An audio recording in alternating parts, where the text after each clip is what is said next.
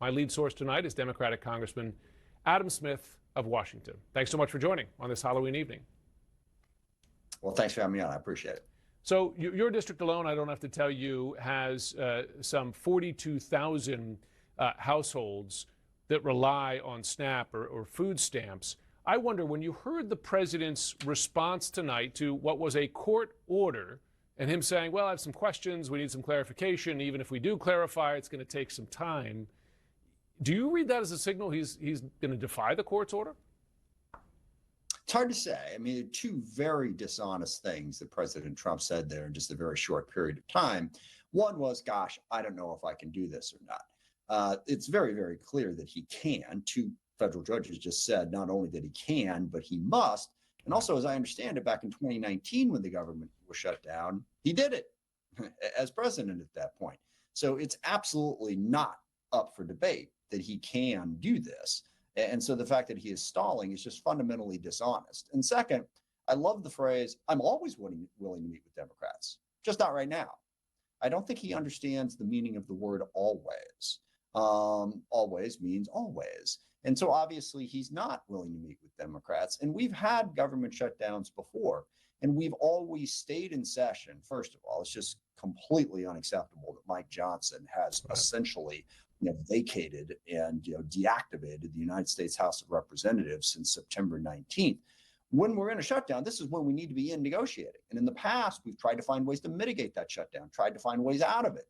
So simply to avoid that, it's just not how we should be handling this situation. The Wall Street Journal is reporting tonight that Democrats and Republicans were actually making some progress on a bipartisan deal to get the government open again, but that Trump's filibuster threat, threatening or pressuring Republicans to break the filibuster, blew that up. Were you aware of progress in negotiations to get the government open? And if so, does that threat disrupt those negotiations? Yeah. Yes. No, the senators are talking. God bless John Thune to this extent. He still believes that he has a job to do, unlike Mike Johnson. So he is talking. Senate Republicans, Senate Democrats are talking. I've spoken with some of them, and I'm aware of those conversations. And I think that is a positive development and where we need to go at this point. I mean, look, the whole point of this, the biggest point of this, was the healthcare crisis that is descending on us on November 1st. On October 1st, we Democrats said, you have to address this. And Mike Johnson said, talk to me on November 21st. But the crisis kicks off before that. But now we're to the point where they haven't addressed it. And the pain is ramping up. How do we get to a better place since Mike Johnson won't negotiate on this and neither will Trump? So yes, those conversations are going on. I don't think the filibuster thing impacts it one way or the other. One thing I've said throughout the shutdown that people need to understand is this is a Republican budget that they passed through their reconciliation process and that they passed last March. And they did it with Republican votes for the most part. Reconciliation bill, all Republican votes. But because of the filibuster, now they need Democratic votes. The point of the filibuster is to force Democrats and Republicans to work together. But what Trump decided to do was no, the point is, we're not going to negotiate with you. You just have to vote for our thing.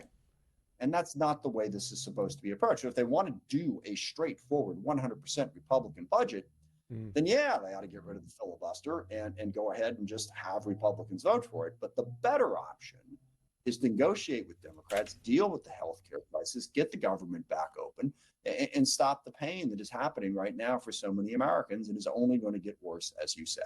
Let me ask you this, because you posted back in May 2021, when Democrats control the White House and both chambers of Congress, you wrote, quote, "It's time to get rid of the filibuster to build a more just and equitable nation."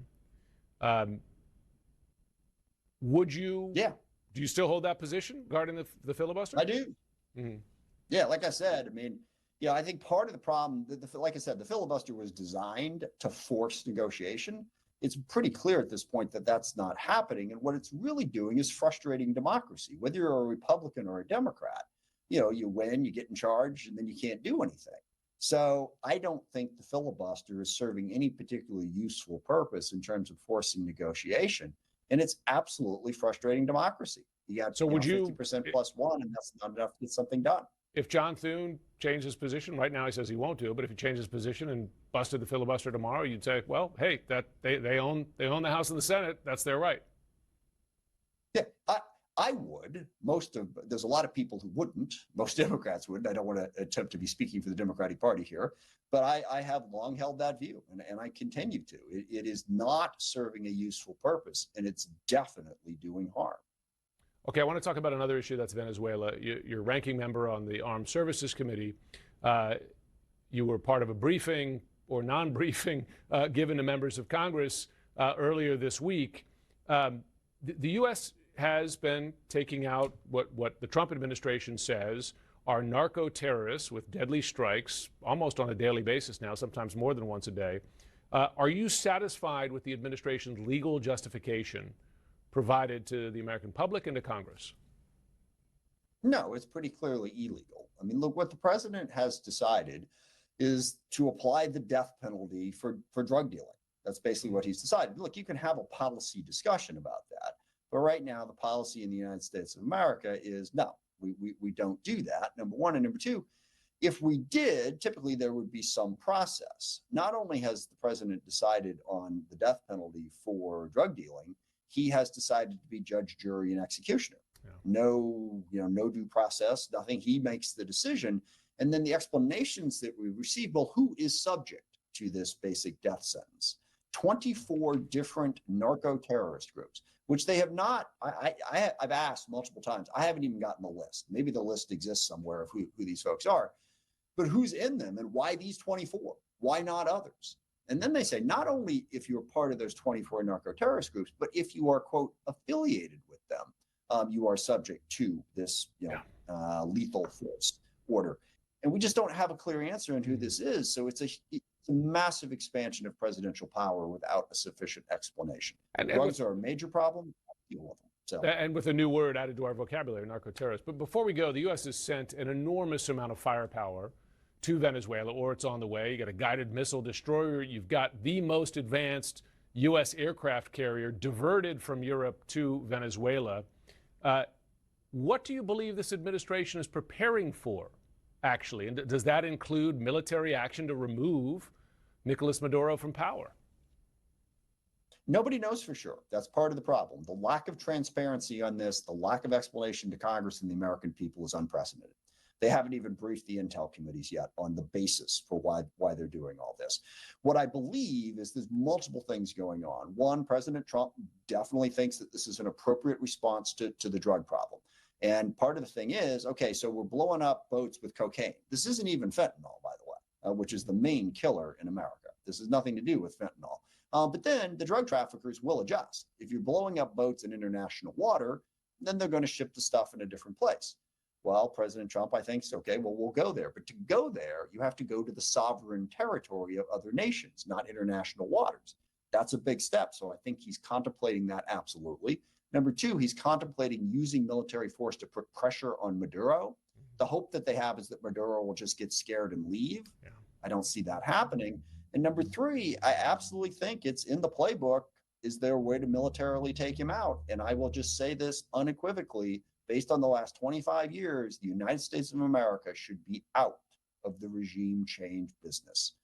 I thought we weren't supposed to be engaging in foreign wars.